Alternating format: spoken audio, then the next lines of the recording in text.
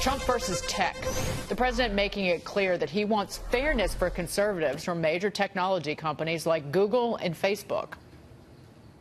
I think that Google and Facebook and Twitter, I think they treat conservatives and Republicans very unfairly. I hear that they're holding hearings in Congress over the next couple of weeks, and I think it's a very serious problem because they're really trying to silence a very large part of this country, and those people don't want to be silenced. It's not right, it's not fair, it may not be legal, but we'll see. We just want fairness.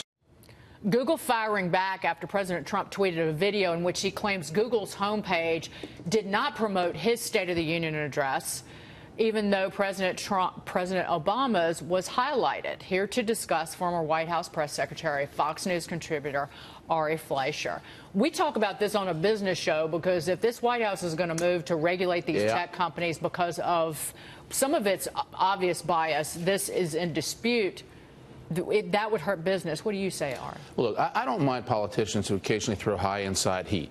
Sometimes you need to do a little bit of that to make your people who oppose you in politics back off a little bit, give you more fair coverage. But once it crosses the line into the government trying to regulate speech or regulate private sector's right to publish things, that's where I draw a line. So if he's throwing inside heat, God bless him. Have at it. Don't hit the batter, though, and don't regulate. Well, Morgan, the president yesterday did say he prefers not to pursue regulation of the internet giant. And they're already, it would be the DOJ, the FTC, or the FCC that could add additional regulation. There are other things that the White House could do, but again, this at the moment just looks like a lot of talk. Yeah, I think where the tech companies are right now are similar to where the banks were during the financial crisis, right? In terms of a complete needing a government bailout. Not a government bailout. In terms of from a regulatory perspective, not understanding where the winds are turning from both parties, right, and not getting out ahead of a lot of these stories. And I think that they continue to be, the big media companies, tech companies, tend to be, especially social media, incredibly reactive still. And I've called for them, and I know you, Dagan, have as well, to start enforcing more self-regulatory measures, because if they don't, the government will regulate for them. But let me stipulate, the government has no idea how to get this right. If you try to put a bunch of politicians,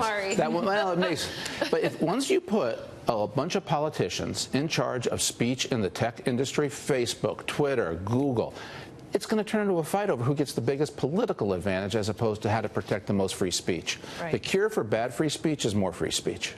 Can I just respond that Google did respond by saying and calling the president out that he was actually inaccurate?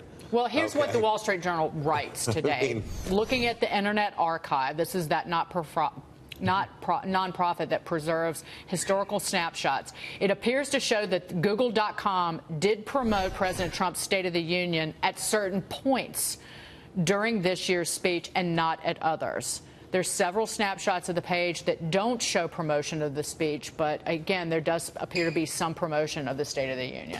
And I think it's fair. Somebody needs to run it down to see whether or not Google promoted Trump as much as they promoted Obama. What the president put on Twitter was very clever, that video he had of Google promoting Obama, no Trump.